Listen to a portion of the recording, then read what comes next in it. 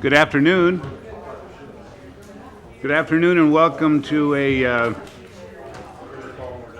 workshop meeting of the Oak Harbor City Council. Today is November 28th. It's 2 p.m. and I'd like to call this meeting to order. I've been given information that Councilor Olmberg and Councilor Wassinger will not be with us, and I think Councilor Servadius is going to be just a little late. So we'll start the meeting and move on to our first item, which is our administration, and we have three parts of the administration. The first is Arts Commission presentation, Joseph Kinnebrew Sculpture Collection. So I see our city administrator here. Well, let's go around the table first and introduce those that are here at the table, and then we'll bring it back to the city administrator. So I'm Mayor Bob Severance. Bill Larson, council member. Elaine Novorn, city administrator. Roger Gagnon, chair of the Arts Commission. Therese Kingsbury, co-chair. Tara Heisen, city council. And Beth Munns, mayor pro tem. Okay, thank you. So let's start with the administration. Is it City Administrator Blaine? Okay, and under administration, I have two representatives from the Arts Commission. There's a few things that they want to do, and so we're going to discuss it here in our workshop and let you kind of do this in workshop form and ask and vet this issue, and then if there's interest, then we've got it scheduled for coming back at the next council meeting for action items. But they also provided a presentation, so I'll just go ahead and turn the time over to the chair and the co-chair to go ahead and give their presentation. Thanks, Mike.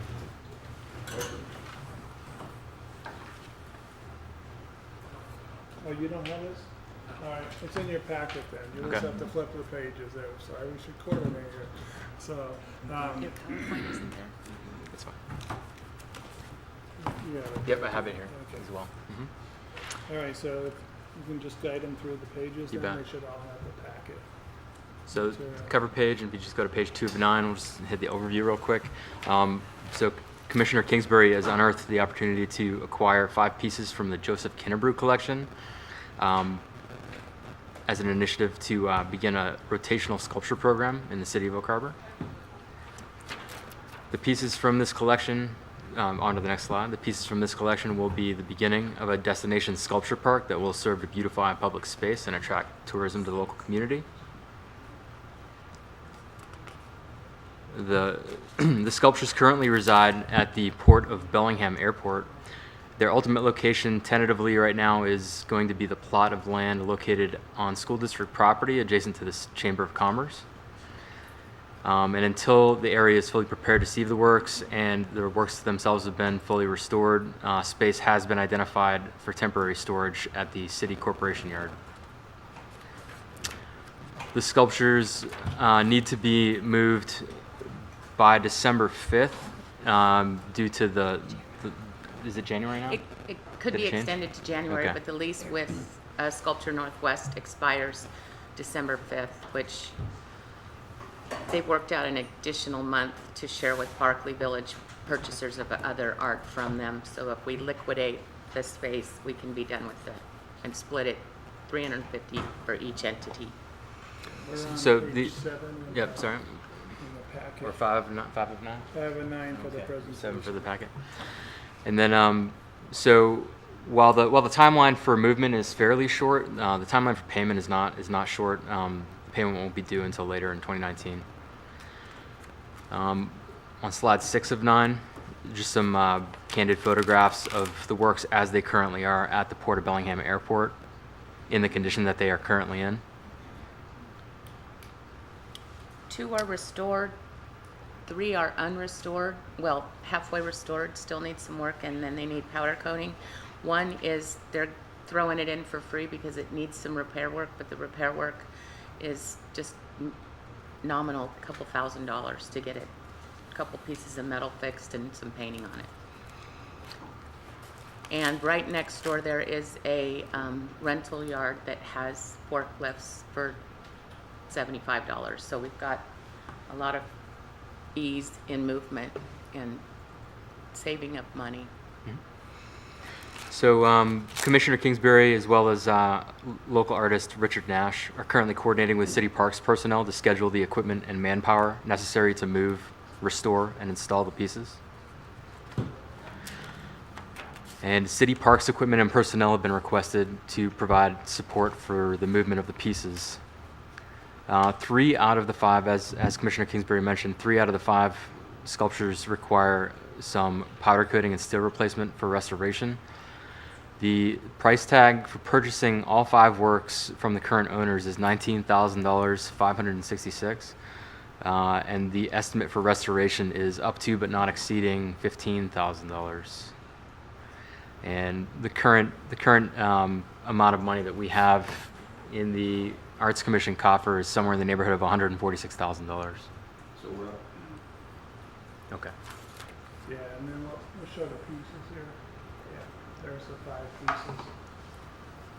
Was the first one the one that needs the repairs? So there's 3 of them. Three of the works need repairs. The one all the way on the right as well needs repair, and the one second from the right needs some restoration as well.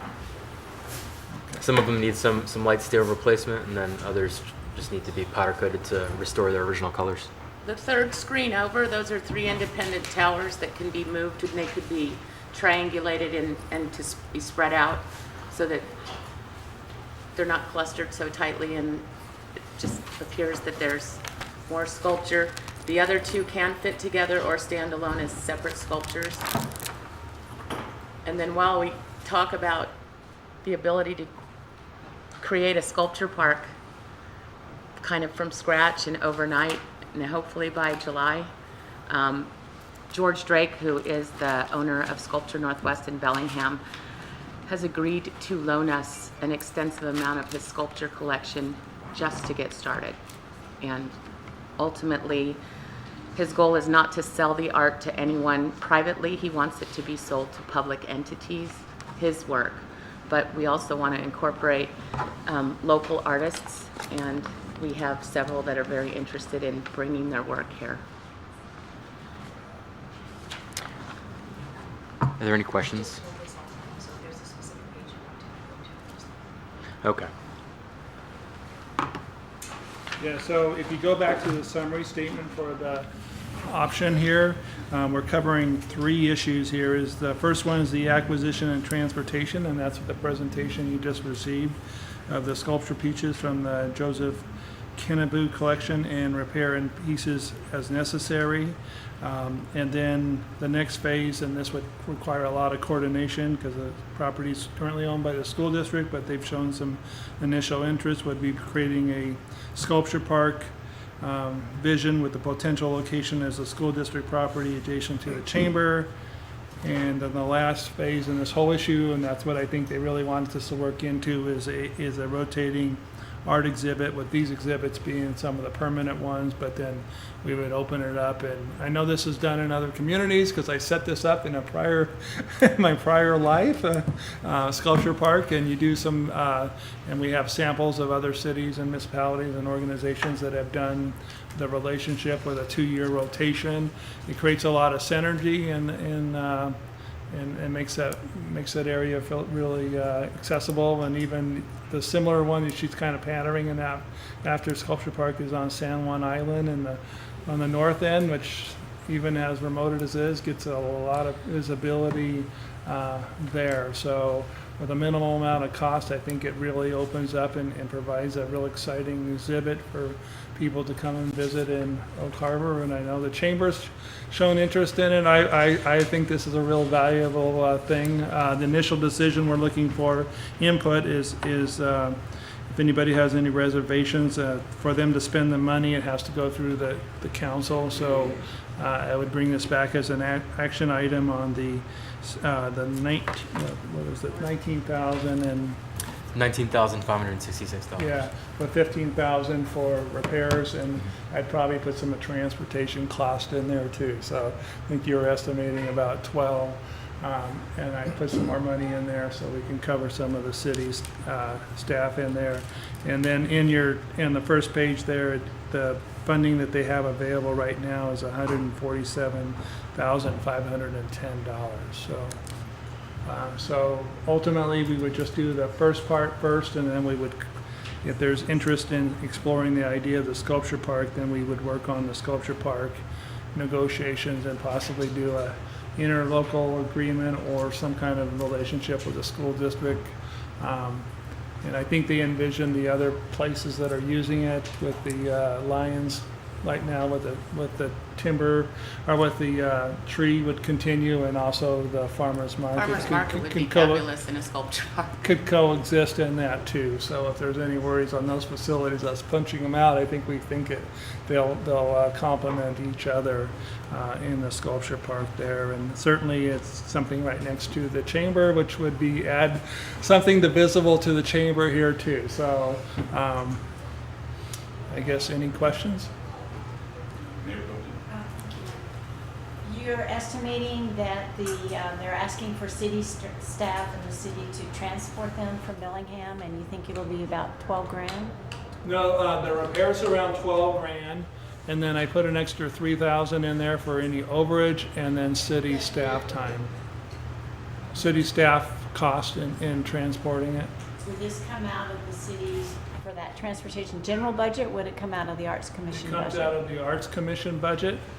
So we would recommend, if it goes through an action item, is the purchase cost plus the other cost for the transportation and fixing of the repairs of the three pieces would be in that 15,000 addition we're asking for.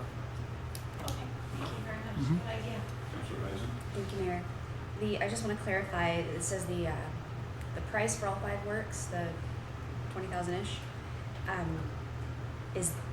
would we then own these pieces? Or Yes. is this to borrow the pieces? No, Oh, okay, we I thought don't. we were just No, rotating. it's it. his owning. No, So and- we would own these and then we can do whatever we want with them. Yeah, we would own these, and then phase 2 would be finding a location for them, which Sure. the preferred one is doing a sculpture park next to the chamber. Phase 3 would be, we would want additional pieces, probably up to 30 you envisioned, pieces there. So people can walk around and spend some time going around and looking at all these different variety of pieces, and these would be the first kind of foundation of it. And then Yeah, just, incorporate large art into Windjammer, and then Yeah. ultimately the baseball diamonds become a sculpture park on the waterfront with kinetic sculpture and climbable. Yeah, just to put that all into context, this is just a small phase of the beginning of something that we want to do, and we've just been having lots of discussions about the potential of having some type of rotational sculpture fixture. The woman that created the Roche Harbor Sculpture Park, Kay Camerzell, I kind of tracked her down, and now we're friends. We've never met, but we've talked on the phone about 7 hours, and she has put together from the ground up how they did it and why they wouldn't do something again, and how you need to put together a board and how you need to raise funds. And So there's an existing framework. there's absolutely that. And George Drake, who owns the sculptures currently, is an 88-year-old art aficionado who is willing to come talk to us, help us, loan us his art. Just, he wants art in the public eye. That's amazing. I love that we could acquire art for this price, and and that we have cooperation with local entities that have the property, and I love the idea of a rotating sculpture garden, because when you put art down and it stays there, it just kind of becomes part of the landscape and people don't notice it. So if it's always changing, then that's a good opportunity for community engagement. I love it so much. Thank you for all the work that you guys I've have done a lot of behind the scenes, and as simple as, I don't know if you know the giraffe in Anacortes made out of driftwood. The artist, I saw him on Facebook about 8 months ago, and I went to his house. And he has 4 pieces in the Roche Harbor Sculpture Park that are coming due at their 2-year phase, and he's willing to bring them to us. And part of our plan to reintegrate Driftwood Days is maybe get some giant driftwood sculptures down on the beach or up near the chamber, and just really create this energy where people come through Oak Harbor next summer, they just go, what happened? Yeah. I mean, there's murals, there's art, there's a sculpture park, there's a new park, and I think we can make it happen because we have the tools. I love everything about it. Thank you. Councilor Larson. Thank you, Mayor. Yeah, it seems like the finance is there. You guys are the experts on procurement and restoration of art. If it sounds like it's a good deal to you, then it seems like it's a good deal to me. The question I do have, though, just rectifying what I'm reading here is, so what I'm saying is these must be moved by December 5th. And then when I look in our proposal, it says Sculpture Park Vision with a potential location. So I have December 5th, we have to move these sculptures, but then we only have a potential location for them.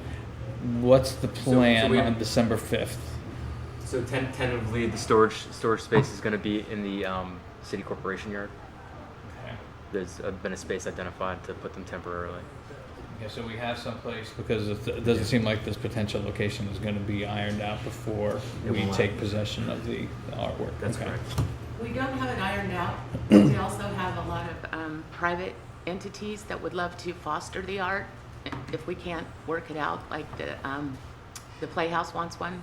I mean, I think SIBO wanted one. There's just a lot of people in town that are very excited about this. So I don't want to hide them. I don't want to get them and stash them. There's also 2 other pieces that are in the warehouse that are marble, and they were made by recovering Vietnam vets in Hanoi, and they're large marble, very nice looking sculptures, and they're suitable for outdoors, and we are allowed to go ahead and take them with us when we go get the other art. So we're going to already have a few pieces that we might be able to put here at the City Hall or someplace else that's prominent while we're collecting the other art and planning the ground and kind of doing some infrastructure.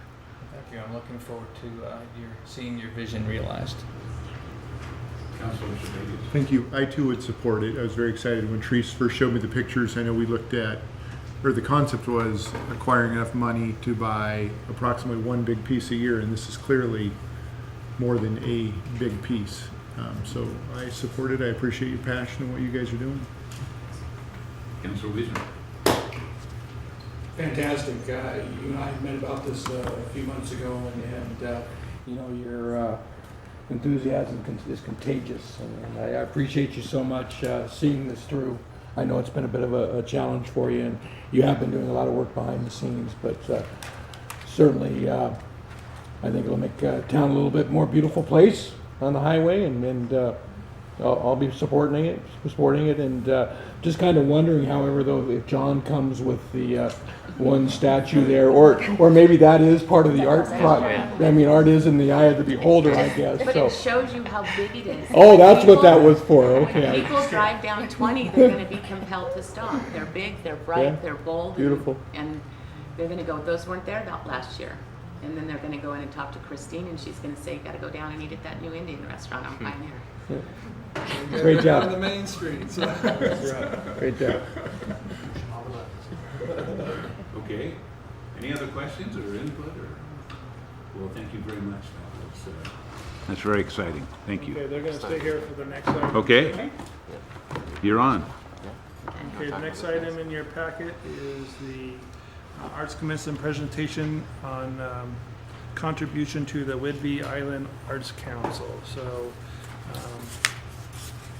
there's some things in your packet on that. We have to kind of work with the procurement issues that we have. This fits really well into their plan.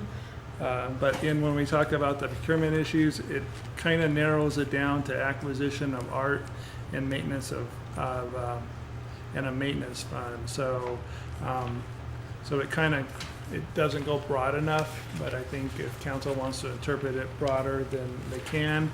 I'll just go ahead and read the summary statement here. It's Arts Commission Chair Roderick and Therese here are presenting in behalf of the commission. The commission members met with Kay Parson, president of the Whidbey Island Arts Council, on October 4th regarding the council's arts classes for kids. Ms. Kingsbury presented a sponsorship of the program at the October 11th Arts Commission meeting. The commission unanimously approved to contribute $1,000 to the program. Oak Harbor Municipal Code, I talked about that right now, just the kind of the correlation and limitations we have here. Their justification fits right into our purpose, in their purpose issue, which is much more broader than the actual expending of the money, which is fostering art and culture programs for the enrichment of city and its citizens, foster the development of local arts community, encouraging environment of success with working individual artists, and coordinate the strength and new existing organization and develop cooperation with regional identities. And then you have some of the information in your packet about specifics about that, about the Whidbey Island Arts. And I know Teresa has a lot of passion for this. Kind of really think that this will bring the synergy. It's kind of a partnership with another organization, and will bring synergy and encouraging art in the city. So we're looking for support of making the $1,000 donation to that organization for arts, culture, for the community, out of the arts fund. Anything else to add? Well, partnering with them, they're serving North Whidbey, Coopville, and Oak Harbor, North Whidbey, underserved children. And Kay wanted to have the program on the north end up here, but she didn't have the facility, and at the time it just made sense to do it at the Coopville Arts Center, so that's why it's there. But we could expand this. I don't know that we could probably get this expanded for spring, but we could certainly be part of next December's program. And the program only allows Whidbey Island working artists to teach. You can't bring somebody in from the outside. So we're serving everyone, and they're getting paid. And then there are a host of volunteers. I'm teaching, I'm not getting paid. I'm helping somebody teach a stone sculpting class. But there's music, there's writing, there's drawing, there's stone sculpting. I think they may even have some basket weaving, but it's just teaching these kids between 7 and 12 to try something different. And because we had made the commitment unanimously, and then we were told we couldn't write the check, I wrote the check because I didn't want the program to not happen. So I'm just kind of asking to get paid back. Questions? Councilor Heisen? Thank you. This is a administrative question. It's interesting that the code says the funds should be used for acquisition and maintenance, but then the mission is fostering cultural programs and developing programs and strengthening organizations. So should we look at revising our code Yes. to make that clearer? So When I read that, we're working on those that right are- now. We're going to present that to you at a future date because Okay, good. it definitely doesn't jive. It does, okay, good, yeah, develop some new language for that. Absolutely. Thank you, yeah, I don't want it to be too, it's art, it shouldn't be too prescriptive. And thank you again, and, yeah, that was my question. Anyone else? Councilor? Not a giant dollar amount here, so. Councilor Lutz? Hey, Mayor. Yeah, Councilmember Heisen, the words right out of my mouth. That was the first thing I thought about when I looked at it, and I highlighted this, like, spend on acquisition and maintenance, and then you read all these great things that we can do over and above that. So I would hope that we would see an amendment proposal for that code, and I fully support this. Thank you. So if you're amenable, I'll go ahead and present this request for the expenditure of $1,000 contribution to that organization on the next meeting. I think you're good. Thanks very much. Thank you. Thank you, everyone. Thank you. Cedric, Teresa, Roger.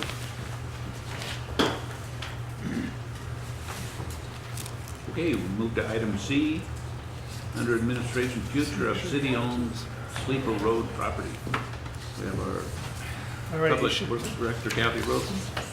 Yeah, I'm going to try to do this, but I think I'm fortunate to have two staff here that have a lot of history on this topic, and they've done a good job of imparting a lot of knowledge to me, but I still, if you want some really deep questions, I will probably have to defer to them. So this kind of sparked, I think, actually when we were talking about capital, this kind of came up with what we did with the timber property. I don't have that, but we harvested this property a few years ago, and I don't have the answer on that one. We're still researching that issue, but we did get approached on somebody who's interested in possibly purchasing the property. So I kind of gave you the outline here. So I think, Jim, I don't know if he has one of those. So it's not in your computer there, but you do have the outline here on the future city-owned Sleeper Road property. The city owns out, and I wanted to make sure you're aware of this, outside of city limits, and that creates some of the challenges if we develop this property. 2 parcels totaling 39.15 acres, located on the intersection of Highway 20 and West Sleeper Road, and that's why we refer to it as the Sleeper Road property, to distinction it from other property. The city had the property appraised in July of 2016, and that was put in your packet there, so you have some background of the project. And then during that time, Steve was able to give me a memo that was written by his staff in June 2017 that kind of outlines some of the issues with the zoning of that property and tries to determine the best use. For simplicity here, and Rick's not here to kind of benefit with, I laid out a whole bunch of options here. I kind of did 2 options, is 1 and 2, is to retain the property, which is kind of the do nothing because we already own it. And then if you were to retain it, then I gave 4 options there, or exploring selling the property. If the option is to retain it, I think currently option 1A is really what we're doing right now. We're holding it. We harvested not too long ago, like I talked about doing, and we reseeded it, and at some time in the future it will probably be ready for harvesting again, and the city can turn around and make money off the property. So it has some value there. From Kathy and Steve, I learned that there was some interest in bicycle trails through that property. They do those little lanes and carve through that property. Don't use a lot of it. Doing that, I think I don't have any cost, but if you wanted to explore that option, we can continue to look at that option of a cyclist trail. There is the issue of a city facility outside of city limits. So normally we like our parks to be in city limits. There would be more of a regional park, but a lot of our parks are regional anyway. But there is some value, and then I kind of think you can probably do a combination of both. Timber, because you're not going to cut down all the trees. You would lose some of them with putting trails through the property, but you would still have a lot there that could be forested or deforested or harvested at some time.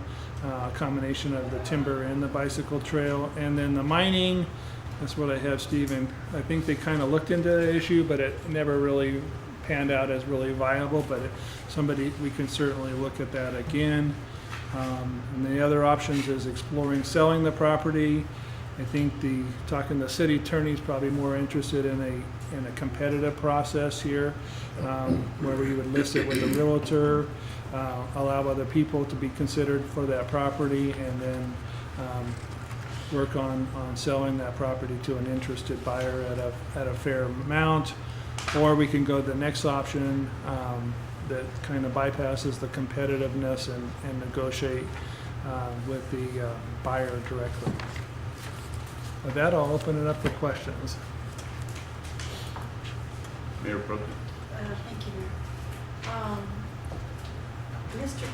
Powers, doesn't that land abut to, I don't know who owns it now, it used to be Crop Craig or Everett, and there's mining there. So what's wrong with this property that is not considered for mining? I'm going to let Kathy handle, I think, from the appraisal side, and then I'll talk about the zoning side. Yeah. So there is a lot of sand and not much gravel. It's all identified, I think, in the appraisal report. We had a geotech, so it didn't have as much gravel as we were hoping for. It's more sandy, and then there is a zoning concern as well. So we had thought about getting the gravel ourselves or having someone get it for us so that we could use it for city projects. Okay. It's a lot of sand. Okay, a lot of sand. All right. And then is the memo that's attached to Blaine's one-page outline was something that Dennis Lefevre prepared for us in the middle part of 2017, as we were talking to the council at this time, or that time, about this property. And I think the best way to summarize it is that both of the parcels are zoned rural. One of them is valued as industrial by the county assessor. So there's a little bit of a difference that would have to be figured out between zoning versus how it's being valued. Obviously, zoning is going to control the uses. And then our conversations, or rather more appropriately, Dennis's conversations with county staff really indicated that pursuing a comprehensive plan amendment and a rezoning to get it into a district which could actually support mining would be very challenging. And so internally, we just decided at the staff level that council might want to consider, if you're going to be selling it as is, rather than going through the entitlement process yourselves and trying to position the property for mining. So those I think are some of the short answers to your question. Okay, but we still don't know the answer why one piece or one section the county says is commercial and the other is only rural.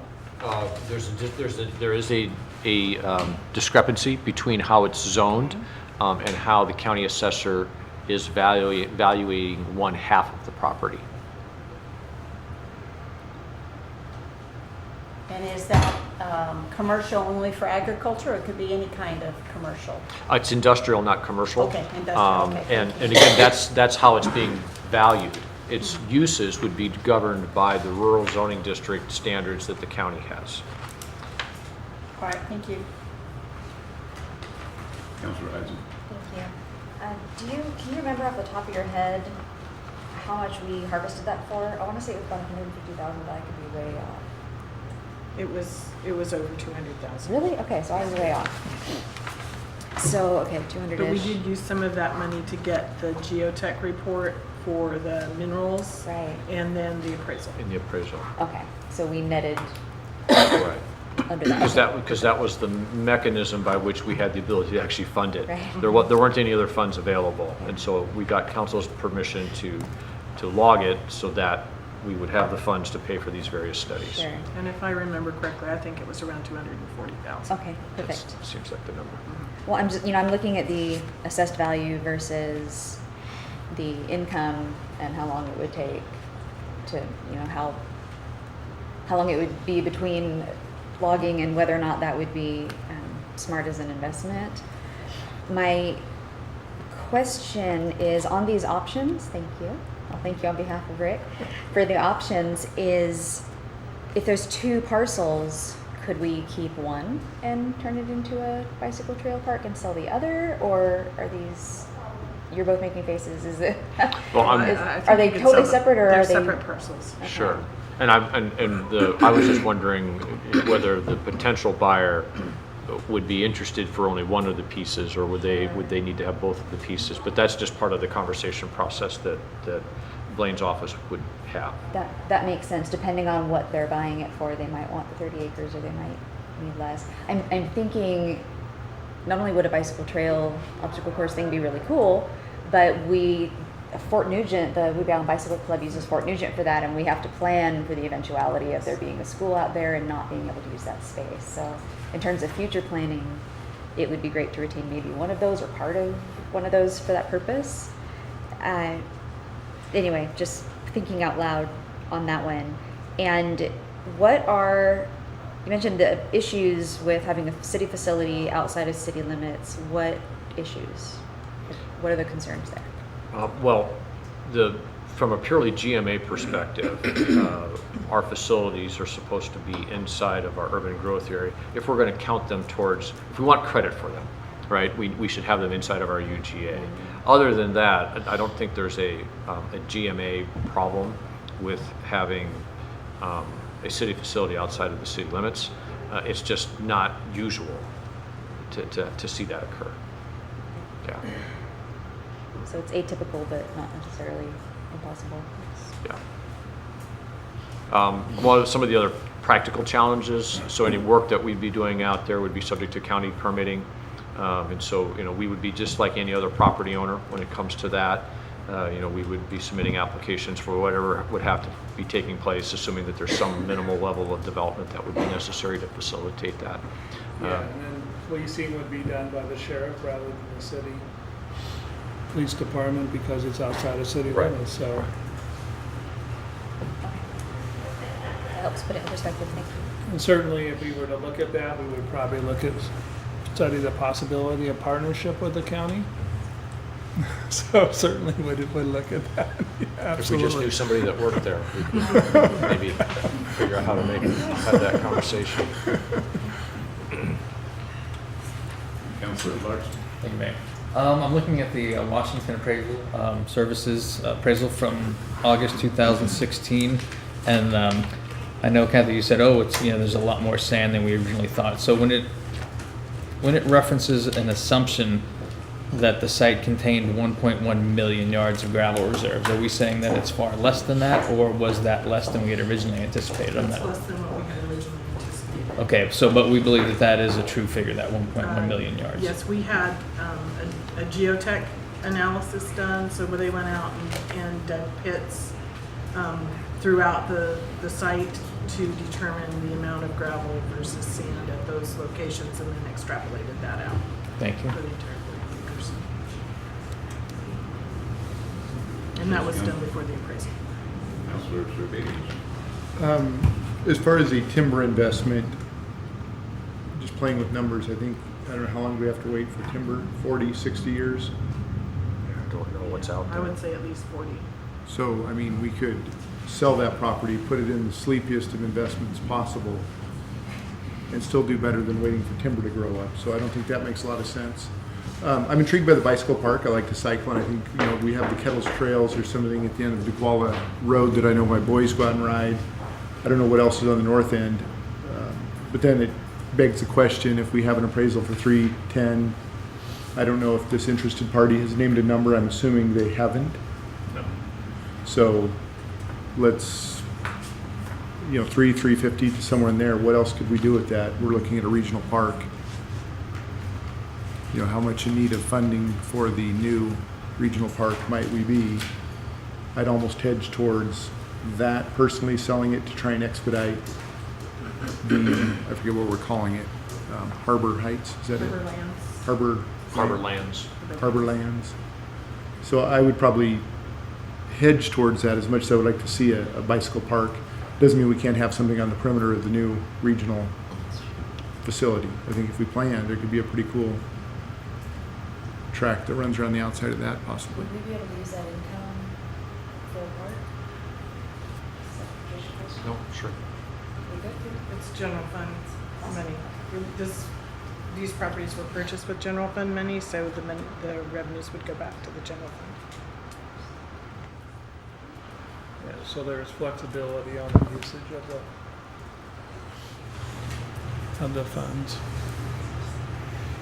So, and certainly if you did the exploring of the selling of the property, then there'll be no final decision. It's got to look at the price, and then we'll determine whether we need to do an additional appraisal. I think if I was to bring this to council, if that's exploring the selling, I guess is the way I'm going to look at it, issue here, then I would probably recommend what the city attorney recommended is going through solicitation for a realtor to market it, and then part of that they would do some follow-up analysis on the price, part of that, and we'll have to determine whether that's sufficient enough or whether we want to go out and get another appraisal. I'm kind of trying to avoid the appraisal because then we get the appraisal cost plus the commission. If we kind of use some of the marketing costs that they can do, preliminary issues, and then if we do it competitive enough, I think that'll suffice our kind of requirements of being competitive on when we sell things. Councilor Wiesner. Yeah, I'm not totally opposed to the idea of obviously putting our money to work. It's just sitting here as an unused asset by all means. And I guess my input from the the selling side, we certainly have to put it out there on open market. I mean, it's a piece of property that there could be multiple parties interested in. Obviously, that's going to get us most bang for the buck, and obviously analysis of by a competent realtor that should be able to supply with a reasonable list price. And then obviously if the market doesn't come to that list price, then you adjust the list price. But the investor side of me does want to toss just one little concept out there, and I guess it all relates to whether or not the interpretation of the county regulations involving the rural zoning would allow that to be used as a gravel pit. It appears as though it can be with restoration back to residential on the back side of it. And I guess I just have to toss out there whether or not we should put any thought to lease. It's quite common for gravel pits to be leased. Typically they pay a royalty, a fee for every yard of gravel they pull out. If you read into the appraisal, they're estimating at 80,000 cubic yards a year. There's about a 15-year supply of gravel in that place. It's not uncommon in fact, I think the county actually operated a gravel pit for many years in which you could, they sold the gravel on royalties, and then of course was able then to supply their own gravel to themselves at a discounted rate. So again, I'm all for putting our assets to use, having unused assets and just sitting there doing the citizens of Oak Harbor no good. Certainly a priority. I guess I just had to toss out there that other concept because of course if you do the math, that adds up to well north of $1 million in royalties that could be held out of that property. And with a proper lease, the restoration could fall upon the lessor, and then the property would then be able to be suitable for sale as residential property in the future. So I just wanted to toss that thought out there.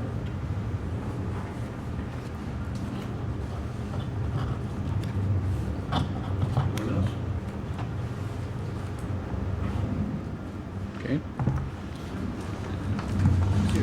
Thank you. We will move along at this time to our second section on the agenda, which is finance. We've got two sections underneath finance. A is the 2019-2020 preliminary biennial budget questions. Good afternoon. So I have some handouts for staff, for council. Okay. You got one? And then I can have this one. Okay, great.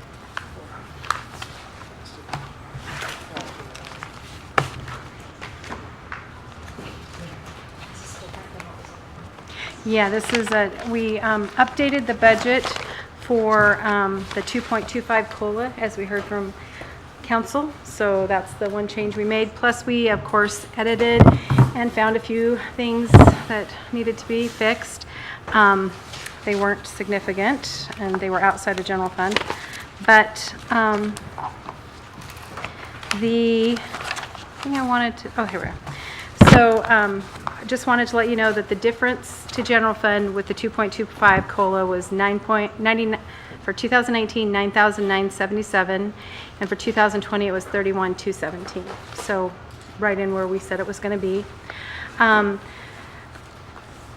Everything else remained the same. So that was, if you have any, but this is basically just more information. The final information will come in your packet for the December 4th meeting. This is more for anything you guys thought of after the meeting that you had questions on or you wanted me to look into further or anything like that.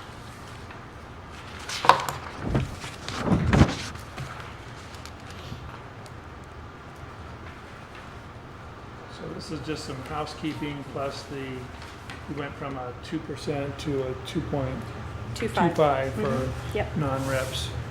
And then it's a staffing as we recommended before. just one position and then some extra money in there for consulting. And it's the .41 position for the code enforcement officer.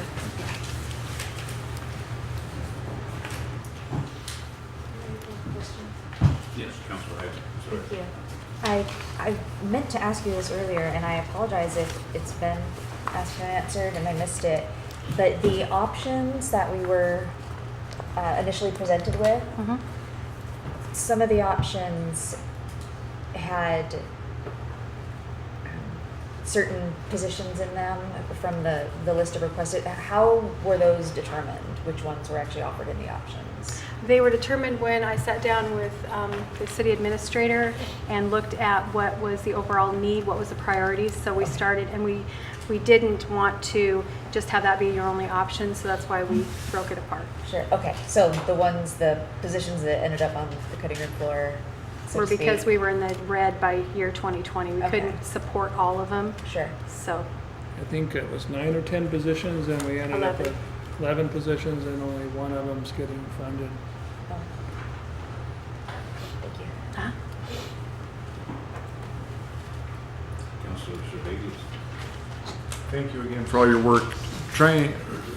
I'm trying to feel comfortable from the 30,000-foot view, looking at the 2019-2020 budget, looking at beginning fund balances versus ending fund So balances. you're looking at the funding spreadsheet. This two-pager Yeah. with the blue, guys. It's, sorry, very small print. I know I had to bust out the reading glasses. Sorry about that. That combined with just the general fund revenue and expense history, I'm looking at the deficits. And when I talk or think of sustainability, I'm worried we're going backwards fairly quick here, trying to fund all of this. Are we not? Well, Really? general fund, we were really careful with as far as capital projects. So we tried to use REIT and park impact fees and some other things to fund the general fund projects as much as we could. The other funds had been fund balances for these projects. A lot of these have been on the hopper for a while, especially some of the water projects and the street projects. So we're at a point where something needs to be done, and that's why they're utilizing their fund balance. But they're also trying to utilize grants and other things, trying to coordinate with that. Okay, so it's more capital project, capital improvement rather than, Yes, okay, thank you. you're welcome.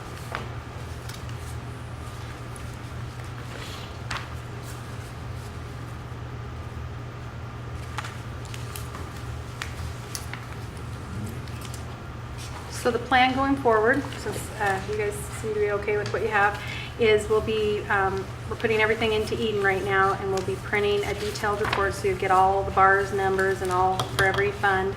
And then a lot of these summary pages will be included in your packet. We'll come forward on the 4th with an ordinance, and we're also going to request in the ordinance that the projects we set up are until the project's done. So it'll be a different way to track them. They'll be in project funds. But everything else should look similar to what you guys have already seen. I also have something else that went along with budget. If we're ready to move forward. So Tara asked me to get some comparables on the cost for property tax, what it looks like for a home. There's 4. Yeah. So this is 2018 confirmed levy amounts, and I took a $120,000 house, 200, 250, 300, and a 400,000, just so you could see. The one that's in green is for regular levy, the majority of us. I call it the senior citizen levy, but there's another levy that you can apply to get it. I think it's senior citizens mainly. Those are then detailed out under the levy rates below. Anything with an asterisk is why the bottom levy for senior citizen is so much lower. They don't get that levy added to their property tax. But everybody else has all of them added to their property tax.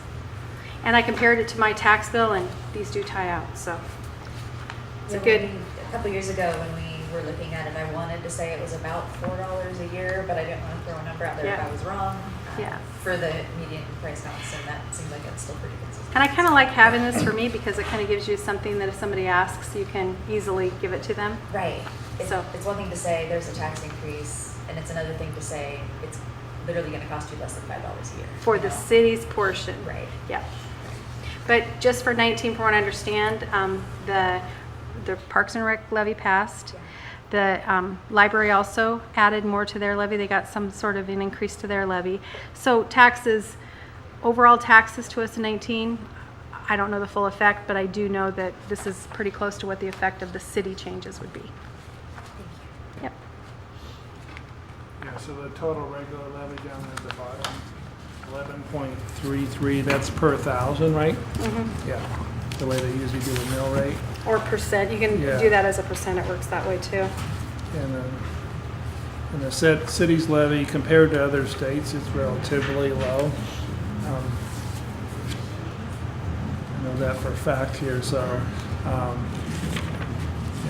I know 2 states in the Midwest are somewhere in the $2.50, $2 or $22 to $40 per thousand, and we're at 11.33 per thousand. So I think citizens get a good bargain here for the services that we provide, and 5.7 for all the city services we provide.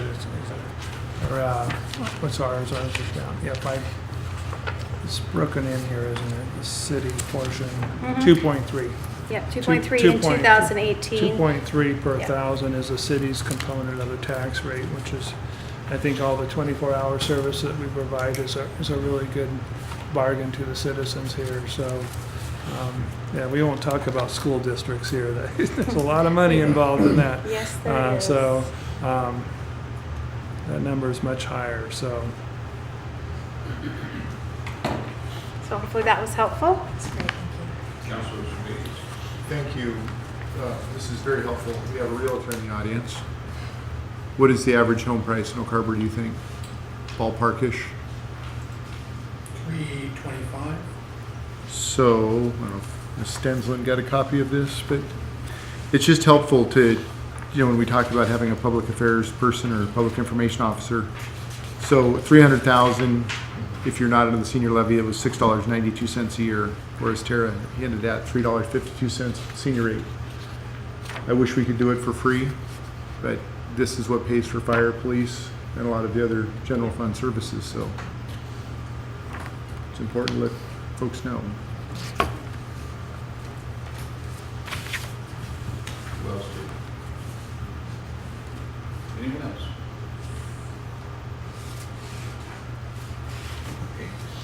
So we'll be bringing that for a decision on December 4th, the budget.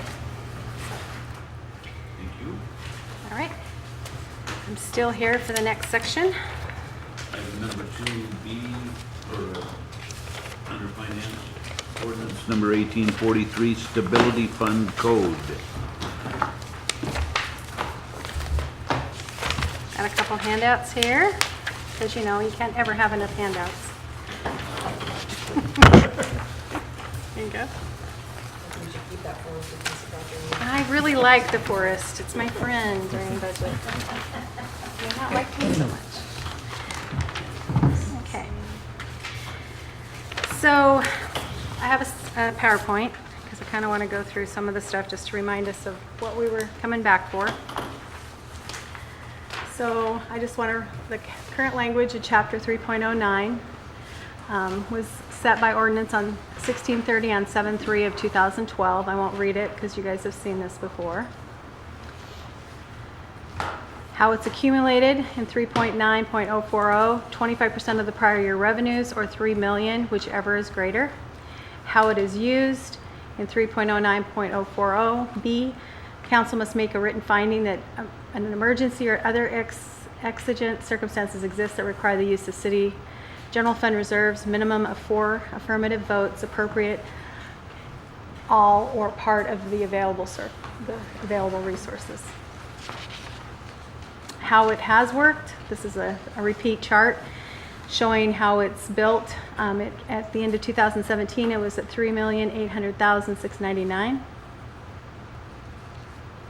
On April 17th, we used Resolution 18-13 was passed so that we could transfer $711,076 into the Windjammer Parks Improvement Project. And there's no language written how to repay an outlay of funds. Due to that, all funds used must be repaid.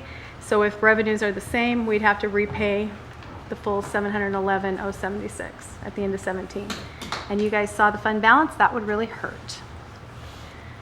So the impact of general fund to meet the stability fund code has the potential to tie up resources that are needed to balance the budget. Transfer of that magnitude shifts operating capital improvement funds to a locked fund unable to be used unless there's an emergency or exigent circumstances.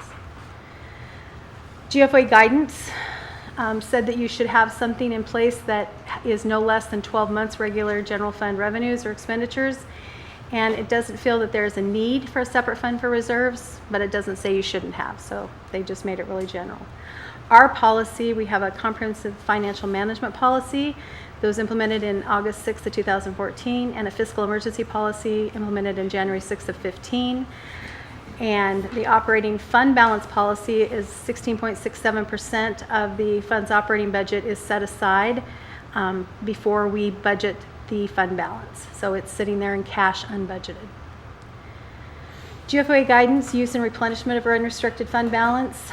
The fund policy should define conditions warranting its use, and if fund balance falls below the government's policy level, a solid plan to replenish it.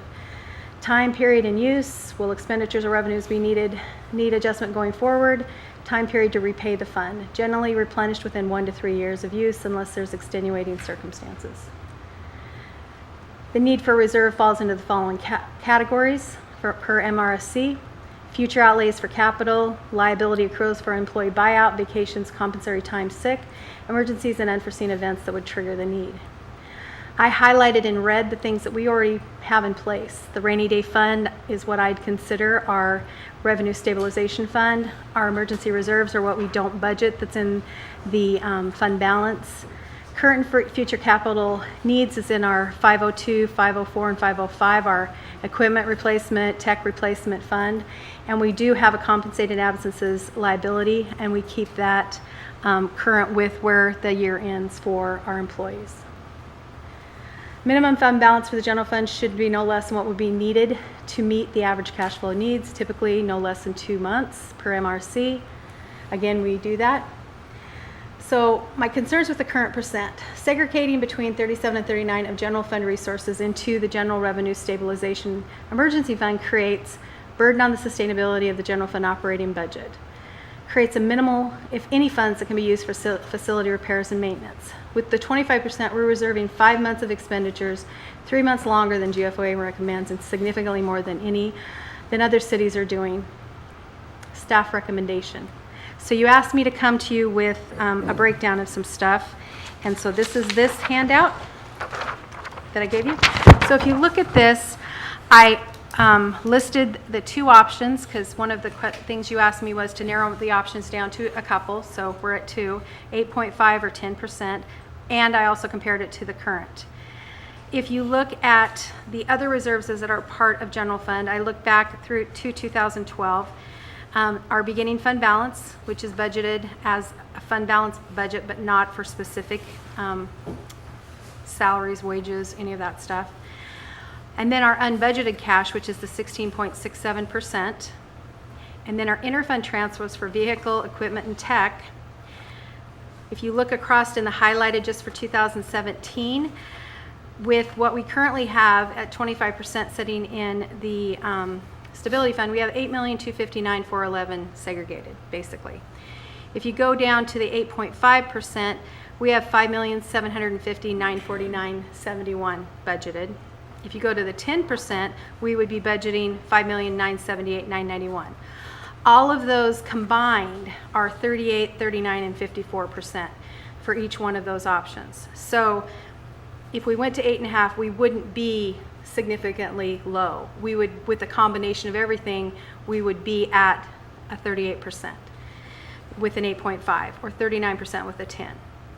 54% again seems just significantly high, and as we've seen it, our budgets are tight, but I think they're artificially to some extent because of the fact we have so much sitting there that we've segregated and held off. So that's just my observation.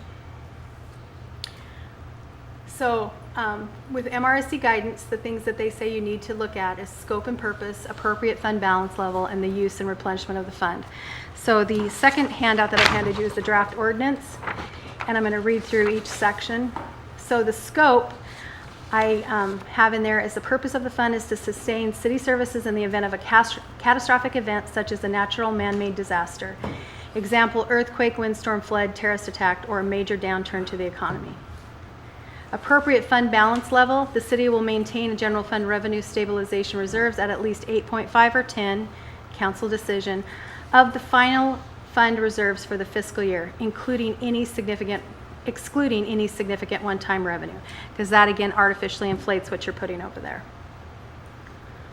Use and replenishment of funds. These funds may be appropriated only by a vote of not less than 4 members of the city council or a unanimous vote of a legal quorum. If the funds are approved for use, the city will begin to replenish these reserves at the end of the biennium if a surplus exists, but no later than the biennium following their use, which falls within the 1 to 3 years.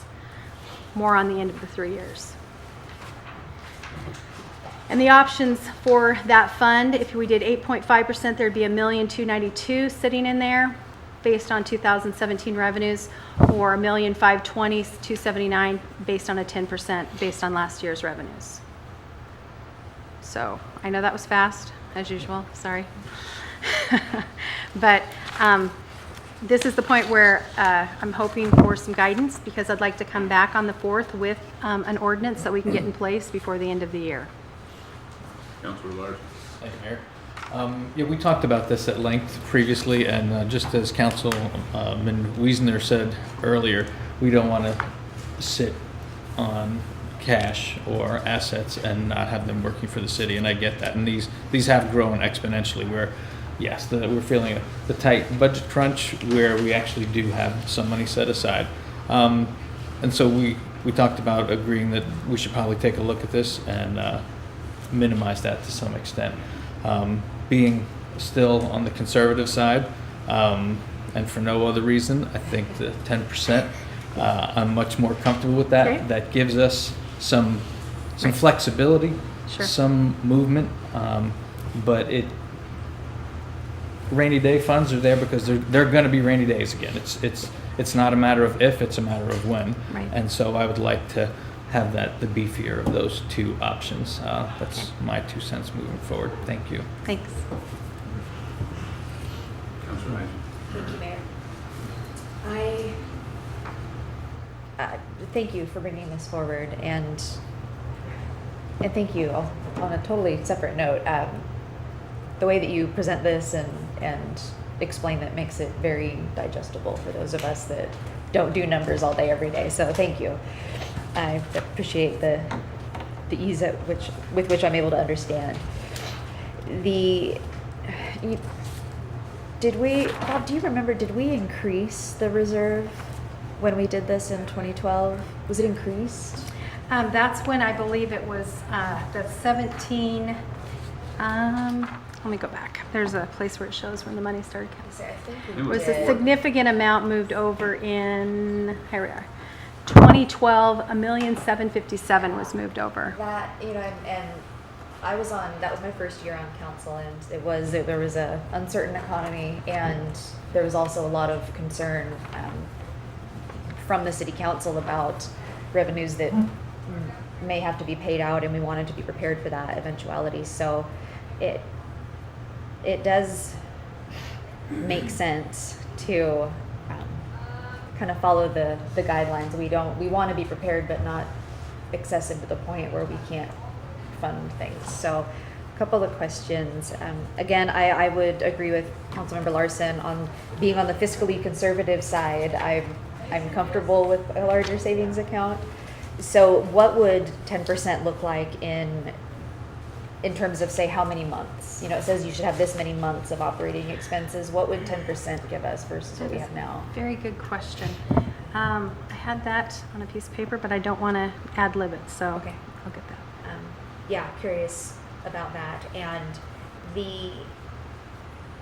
if we were to lower the threshold, say to 10%, would that release the amount of money sitting in there now into the general fund? Like, what would that make our beginning fund balance look like? What I would like to do, because I feel that council needs to have some say in how we spend that excess, is I'd like to put it into general fund as unbudgeted cash until council can make decisions on what we need to use it for. As we know, there's facility issues, there's other issues that are going on. It'd be nice to have council help guide us on what they would like us to do. Do we want to put it into a vehicle fund for a fire truck? Would we want to put it into a facility fund for some specific remodel or something, one-time expense that we need to do? What do we want to do? And I really would like council to have a say on that. And when would you like that? Would this affect the upcoming Well, budget, or? No, it wouldn't affect, it would just go in as unbudgeted cash. So Okay. it wouldn't show up in the budget, it would just go into the cash. Our bank account would look the same because it's just moving from one fund to another, but 001 would look a little healthier. But the key for me is we need to get something taken care of before the end of the year, so we're not by code having to transfer another 711 or more over to this stability fund. In my head, I was thinking, oh, well, this changes everything if we're going to move this money in terms of the budget, but it would be a one-time transfer, so that Right. makes sense to set it Well, aside and for a it's- one-time expense. Yeah, and it's council's decision if you want to use it for reoccurring or if you want to only use it for one time. And that's Yeah. discussion I think would be really good to have, to understand what your needs are and what the mayor and what Blaine feel is the best interest of the city. Good, thank you. Anyone else? Councilor Wiesner. Thank you. I just have a thought along that line with it going into unbudgeted cash. I mean, technically, some of it then could be spent through means outside of the council. I mean, no. the mayor has some discretionary out of general fund? No? Nope, only what you allow us to budget is allowed to be spent. If we go over the budget for the general fund, it requires council action. So nothing that is not budgeted would be able to be spent. Okay. Okay, thank you. I answered that. So I think maybe along that line, couldn't we provide a list of a number of things that didn't get handled in this budget that I think council might like to see that. We didn't add 10 people, right? And we had other requests that we, didn't fund. And I think that might help council to have a list of those Sure, items that, how to consider sure. moving forward. That'd be really helpful. Okay. So Glad to. I'll leave that up to you, Patricia I'll get it for you. and Blaine. Yes, Mayor Pro Tem. Along those lines, I'm sure, without a doubt, that we would have, it would be sustainable. I mean, it's one thing to get a gift and to use it for something, but if it's going to be Recurring? recurring, then we have to be able to sustain. This could get us over the hump. Right. But it could also be used for something, I mean, when I first got on council, there were 18 things that needed to be fixed, at least. And Public Works, it just kept being kicked down the road. I mean, there were water pipes, the outfalls, 2 outfalls. I mean, there was all this stuff, and I just was astounded that action hadn't been taken. Right. But we keep saying we are getting Portland Lou's for the new park, but we don't really have a restaurant downtown. Right. And that's not a reoccurring other than maintenance, but I'm just gonna throw it out there. We just don't have money to do that one thing, but it's something for the tourism, for whatever else we're adding downtown and this and that. Something that's pretty essential. So I'm just gonna throw that out as an idea, but I know you are uncover all the rocks. It would be Trying. nice to add more personnel, but how much would that fund help for how many years, and then we would have to be able to sustain it? I mean, we definitely need more personnel because we're not quite working everybody to death, but we're getting close sometimes. So, And there's a way that if you look at contracted labor, if you look at something that's a one-time contract that you need to be able to do, it's kind of different than a recurring that goes on forever. So there might be ways to accomplish some of the needs without needing to have something that continues forward, if that's what council decides. good idea. Thank you very much. Anyone else? So if I come back with the, oh, thank you. Councilor Servetis. Thinking how much I want to think out loud. I agree, there's probably some excess here, and I was just looking at what that difference is between the columns. Let's say we did step it down to the 10 or the 8.5, it's I'm good around 2.3 to 2.5 million. So when I think about things like what we just did, allocating 30,000 towards, I don't know what we call it, it's 4 positions, Public Affairs Officer, Economic Development Coordinator. What could you do with this money? Could you contract a more serious position to create more growth, more economic development, more funds? So, well, I know we budgeted 30,000. To me, that seems like it's an insignificant amount. That's not a slight against anyone. But could you take part of this money and maybe allocate for a year or 24 months and see what a contracted professional could do to create growth, infill, business development we really need to look at revenue long term. This scares me. So while I do support using these funds, I guess we'll all have to get together and figure out what is the best use of those funds. And the direction would be good, because then we could make sure that you can see exactly how we utilize this. Right. So are we all good with the 10% if I came back with the ordinance? All right. Okay. All right. Okay. We'll move on to our last item for the day. Legal Department. Have our city attorney coming to join us. Business license endorsements and permits, threshold options. So this afternoon, I wanted to have a brief conversation with you about Ordinance 1844, which is the umbrella ordinance that we'll be bringing forward on Tuesday night. This is sort of the first domino in the line of ordinances that we'll be presenting Tuesday to totally restructure Title V. We are required before January to adopt a model code, business license code, that is in line with what AWC and various cities have come up with.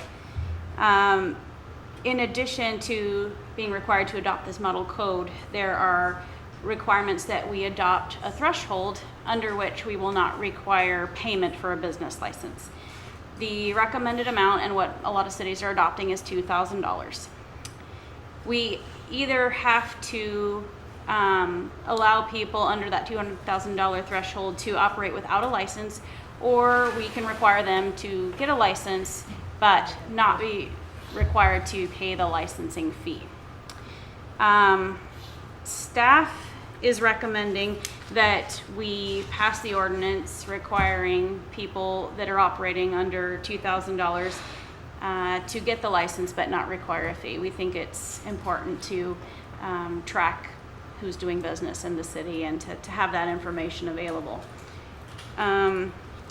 The proposed language is on page 5 of the ordinance, or page 72 of your packet. There's 2 options, threshold exemption. The first option there says that we won't require a license. The second option, which is what staff is recommending, is that we will require a license but not charge a fee. So if there isn't any objection to that, that is the language that will be coming forward in the ordinance on Tuesday night, which will start our discussion about the Title V restructure.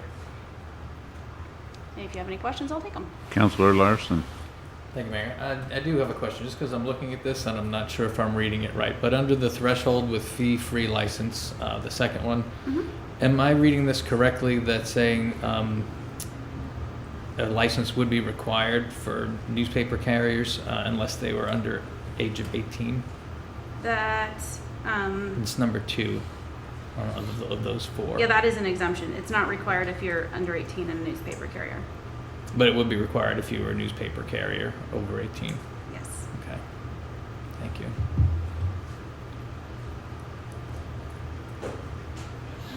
Any other feedback? Counselor Do Survey. we have a threshold now? We do Is not. it- No, right now it's anybody that does business within the city is required to get a license. And Okay. so Is there a state threshold? this, That- that is what this is intended to address.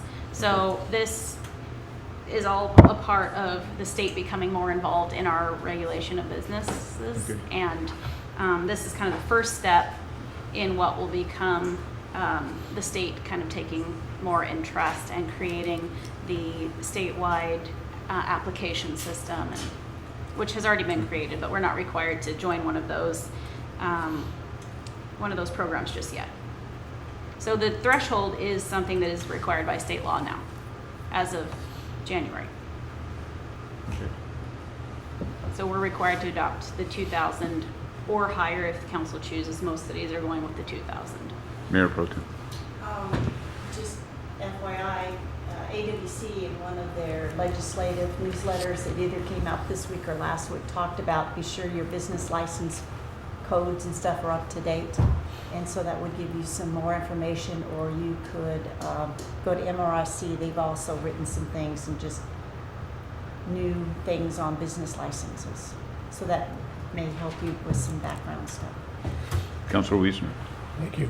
You kind of hit on this a little bit, but I assume we are moving towards having our business license registration possibly through the one-stop, like some of the other cities? Right now, there's 2 programs that are available out there. One is run by the state, and the other is it is a consortium of cities that have come together and created an application process.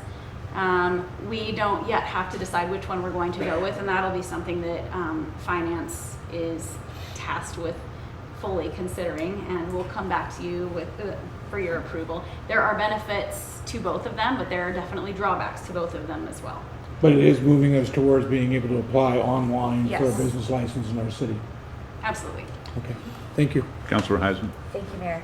I appreciate the staff's recommendation option. I think it would be easier to just say if you're below the threshold, then whatever.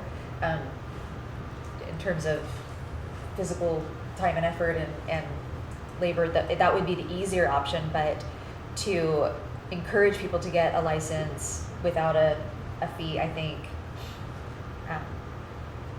it does. It encourages people to get registered and have a license, so that not only do we know what's going on, but they have somewhere to go when they have questions or issues. So I appreciate that staff didn't take the path of least resistance on this, which doesn't surprise me knowing you.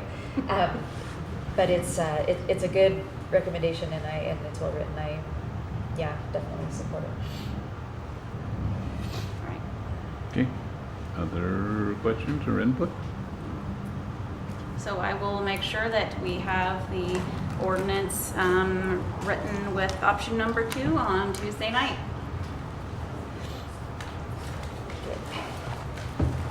Okay. Thank you. Okay, we are now to the city council section. Anybody have anything? Questions, input? Anything to add? Seeing none, I think this meeting will adjourn. We are now adjourned.